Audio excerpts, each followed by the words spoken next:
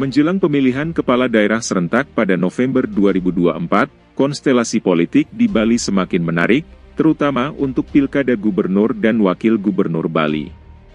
Sebelumnya, DPD Partai Golkar Bali telah mengusulkan pasangan Ida Bagusrai Darmawijaya Mantra dan Made Mulyawan Arya sebagai bakal calon gubernur dan wakil gubernur dalam pilkada Bali 2024.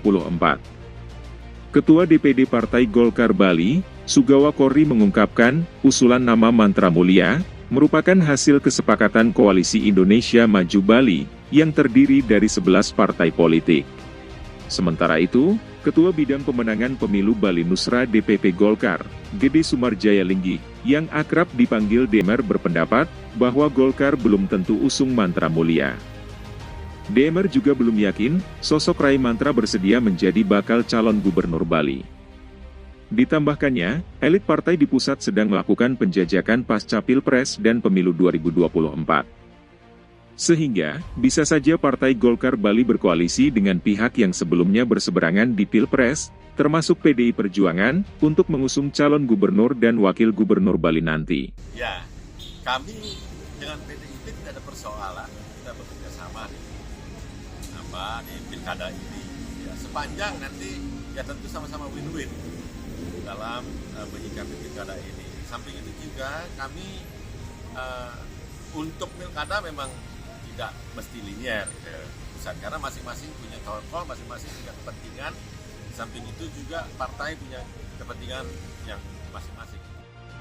Selain itu, DMR juga menyebut tim tidak harus linear ke daerah untuk pilkada serentak.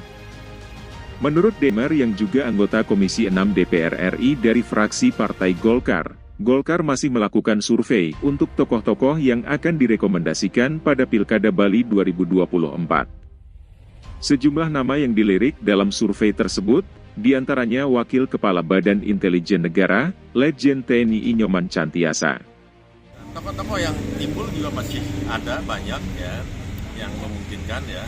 Ada banyak Pak Santiase, itu masih coba kita gali.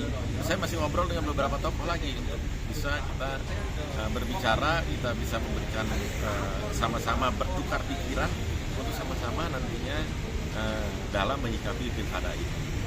Jadi tidak hanya kepada KIMS, termasuk kepada PDIP, begitu juga dengan tokoh-tokoh yang lain. Demer menegaskan, Golkar masih memiliki waktu untuk menyiapkan kandidat Pilkada Bali 2024 sampai Agustus mendatang.